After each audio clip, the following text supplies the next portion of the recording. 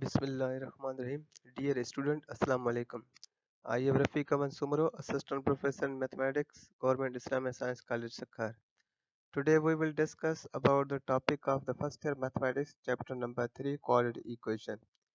In this lecture, we will define what is quadratic equation, method of solving quadratic equation, along with an example. This is introductory lecture of quadratic equation. सबसे पहले हम equation को define करते हैं ताकि हमें पता चल जाए कि इक्वेशन क्या होती है। अगर हमें इक्वेशन का पता चल गया तो फिर उसके बाद हमें क्वाड्रेटिक इक्वेशन को डिफाइन करना आसान हो जाएगा। So what is an equation is a mathematical statement containing an equal sign is called a equation. तो यहाँ पर तीन एग्जांपल गिवन है। एग्जांपल नंबर 1 है x plus Y equals to 5। Second example है 4x plus 1 is equals to 3y, and third one is x minus y plus 5 equals to 0. So all these three examples are related to equation. तो यहाँ पर ऐसा algebraic expression जहाँ पर sign of equality मौजूद हो तो हम उसको equation कहते हैं। अब इसके बाद हम आते हैं quadratic equation पे। तो quadratic equation को हम डिफाइन करते हैं कि an equation of second degree is called quadratic equation, और इसकी एक और एग्जाम डेफिनेशन लिख देते हैं कि an equation quadratic equation in one variable is called an equation in which the greatest exponent or index of variable is 2। तो ऐसी इक्वेशन जिसमें हाईएस्ट पावर ऑफ वेरिएबल 2 हो तो हम उसको इक्वेशन quadratic equation कहते हैं। तो नाउ फर्दर इसके हमने एग्जांपल डिफाइन किए कि these are the three examples are given which are quadratic form. So x square minus 5x plus 6 is equals to 0. So this is a quadratic equation. And second one is y square minus 5y plus 4 is equals to 0. So this is second one, quadratic equation. Third one is 6x square minus x is equals to 2. So this is also a quadratic equation. उसके बाद हम आते हैं standard form of quadratic equation। तो ये quadratic equation का standard form क्या होता है? So now we have to write ax square plus bx plus c is equals to 0 where a does not it is restricted कि a does not equals to 0, क्योंकि हमें जो x square का coefficient है वो 0 नहीं होना चाहिए। तो एक और कंडीशन भी है कि b या c ये इसमें से कोई भी एक 0 हो सकता है या दोनों 0 हो सकते हैं, मगर a 0 नहीं हो सकता है, क्योंकि अगर ये a 0 हो जाएगा तो ये क्वाड्रेटिक फॉर्म ही नहीं रहेगा, क्वाड्रेटिक इक्वेशन ही रहेगी। तो इसलिए a का a नॉन जीरो होना लाजमन है, यह कंडीशन गिवन है। उसके बाद इसमें x इज अ वेरिएबल, यानी x को एज अ वेरिएबल डिफाइन किया हुआ है। उसके बाद a b c are real numbers, ये तीनों रियल नंबर्स हैं। So after this so there are three methods to solve a quadratic equation. So number one, by factorization, by completing square method, by quadratic formula. So these are the three methods to solve a quadratic equation. After this, जब हम quadratic equation को solve करते हैं तो हमें roots मिलते हैं, तो उसको roots को भी पहले हम define करते हैं कि roots होते क्या हैं। So root is a value of independent variable which satisfy the equation. Mean आखिर में जो हम जब quadratic equation को solve करते हैं तो हमारे पास जो आंसर्स या सॉल्यूशन सेट आता है उसको हम रूट्स कहते हैं। तो वही रूट्स हम क्वाड्रेटिक इक्वेशन में पुट करते हैं ताकि हमें वेरीफाई हो जाता है कि ये these are the correct root of the equation.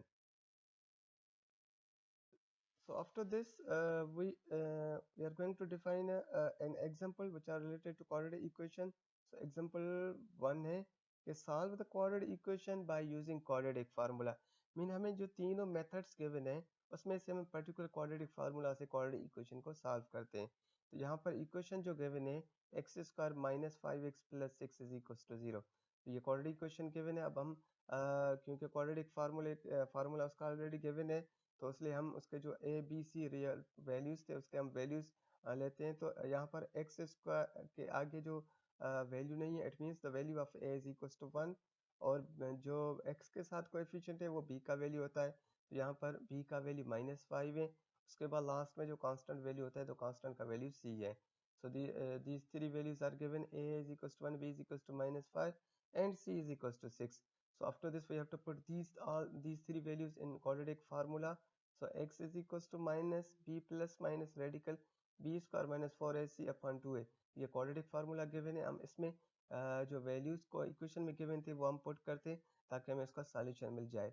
तो उसके बाद हम नेक्स्ट स्टेप में आते हैं कि x is equal to minus फार्मूले की और b का value -5 plus minus radical b का वैल्यू 5 है तो b का स्क्वायर होता है, तो इट मीन्स -5 का स्क्वायर माइनस 4ac, 4a का वैल्यू 1 है, c का वैल्यू 6 है, अपॉन 2a होता है, तो a का वैल्यू 1 गिवन है। आफ्टर दिस फर्दर इसको सिंप्लीफाई करते हैं तो x is equal to minus into minus plus 5 हो गया। उसके बाद प्लस माइनस रेडिकल -5 का स्क्वायर 25 हो जाएगा, माइनस उसके बाद 4 1 इन 6 को मल्टीप्लाई करते हैं तो ये इसका रिजल्ट आ जाएगा 24। सो अपॉन 2, नीचे जो 2 इंटू 1 गिवन है उसको मल्टीप्लाई करते हैं तो 2 इंटू 1 2 हो जाएगा।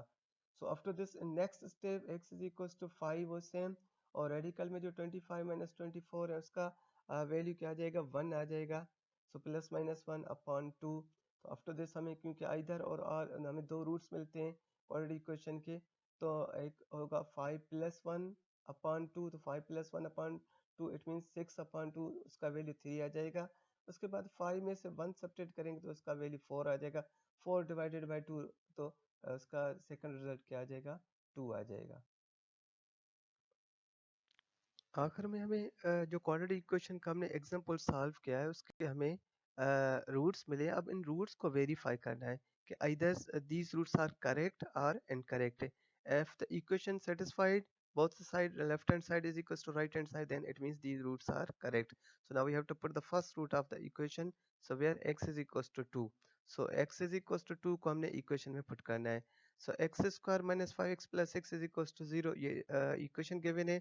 So in place of x we have to put x is equals to 2, 2 का whole square minus 5, x की जगह 2 plus 6 is equals to 0.